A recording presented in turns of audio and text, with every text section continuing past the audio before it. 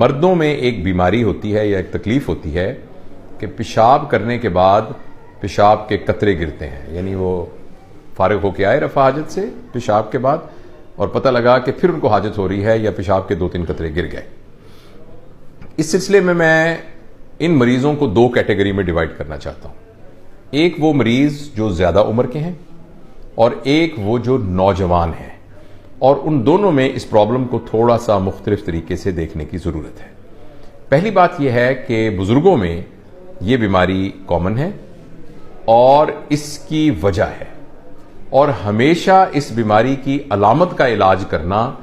اس سے زیادہ ضروری ہے کہ بیماری کی وجہ کا اعلان کیا جائے۔ میں آپ کو سمجھانے کے لیے تھوڑا عرض کرتا ہوں کہ جو مردانہ پیشاب کرنے کی نالی ہے اس کے آخر میں کچھ مسلز اللہ پاک نے بنائے ہیں جن کو بلبو کورنس مسلز کہتے ہیں، اور ان کا کام یہ ہے کہ جب مثانہ خالی ہو جاتا ہے تو وہ پھر زور سے دوبارہ سکڑتے ہیں اور جو کچھ پیشاب رکا ہوا ہوتا ہے پیشاب کی نالی میں اس کو باہر نکال دیتے ہیں۔ اور ان سے تھوڑا سا پیچھے ایک غدود ہوتا ہے جسے پروسٹیٹ گلینڈ کہتے ہیں، اور وہ پروسٹیٹ گلینڈ بزرگوں میں خاص طور پر 50-60 سال کی عمر کے بعد سے بڑھنا شروع ہو جاتا ہے، اور وہ بعض اوقات جب بڑھتا ہے تو وہ پیشاب کی نالی میں کچھ اس طریقے سے رکاوٹ ڈالتا ہے کہ پیشاب کی نالی کے پیچھے ایک تھوڑا سا ایک چھوٹی سی تھیلی یا پاؤچ بن جاتا ہے جس میں پیشاب رک سکتا ہے۔ لہٰذا جب بھی کسی بزرگ میں یہ تکلیف ہو کہ وہ جب پیشاب کر کے فارغ ہوتے ہیں تو پیشاب کے قطرے گرتے ہیں، تو ان کے لیے ایک ہی ایڈوائس ہے کہ انہیں فوری طور پر کسی ڈاکٹر سے یعنی جنرل پریکٹیشنر سے پہلے یا پھر یورولوجسٹ سے رابطہ قائم کرنا پڑے گا، اس لیے کہ ان کو پروسٹیٹ کی بیماری ہے یا خدا نخواستہ پیشاب کی نالی کی سوزش UTI ہے، یا ان کو عمر کے زیادہ ہونے کی وجہ سے بعض اوقات پٹھے کمزور ہو جاتے ہیں، اور کئی دفعہ کچھ دوائیوں کے کھانے کی وجہ سے پٹھے کمزور ہو جاتے ہیں اور مثانے کا جو کام ہے وہ تھوڑا متاثر ہوتا ہے، تو ان کے لیے تو سمپل یہی انسٹرکشن ہے کہ ان کو فوری طور پر اپنے ڈاکٹر سے رابطہ کرنا چاہیے، کیونکہ جب تک اس بیماری کا علاج نہیں ہوگا یہ مسئلہ حل نہیں ہوگا اور اس مسئلے کو ہلکا نہیں سمجھنا چاہیے۔ البتہ ایک اور کیٹیگری ہے، وہ ہے ینگ بچے، 13، 14، 15، 16، 17 سال کے بچے۔ ان بچوں کے اندر بھی یہ بہت کامن ہے، یہ دیکھا گیا ہے کہ وہ یہ شکایت کرتے ہیں۔ یہاں یہ بات بتانا ضروری ہے کہ ان میں سے بہت بڑی تعداد ایسی ہے جن میں ان بچوں کو کوئی بیماری نہیں ہوتی، اور یہ ایک طرح سے ان کا نفسیاتی مسئلہ ہوتا ہے،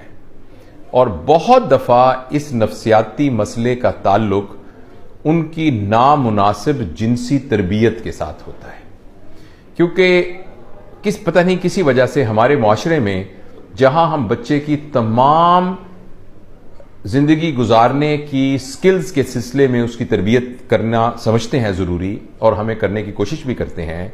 جو ایک ایڈلٹ کی جنسی لائف ہے اس کی تربیت کے سلسلے میں عموماً والدین کوئی بھی رول پلے نہیں کرتے،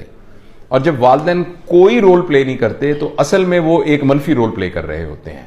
کیونکہ اگر یہ تمام باتیں جو کہ معاشرے میں جن پر بات کرنا معیوب سمجھا جاتا ہے مگر یہ بہت ضروری باتیں ہیں، اگر والدین یہ باتیں ان سے نہیں کریں گے تو جو ہی بچے کے اندر یعنی اس عمر کے اس حصے میں پہنچے گا جہاں اس کی جسمانی ضروریات میں یہ شامل ہوگا، تو وہ معلومات جو اس بچے کو چاہیے وہ والدین کی بجائے کسی غلط سورس سے اس سے ملیں گی، اور عموماً یہ ہوتا ہے کہ کلاس میں کوئی بڑا لڑکا، بڑی عمر کا کوئی بدماش لڑکا، بڑی عمر کا کوئی لڑکا جس کی عادتیں اچھی نہ ہوں، وہ یہ انفارمیشن ان لڑکوں کو پہنچاتا ہے۔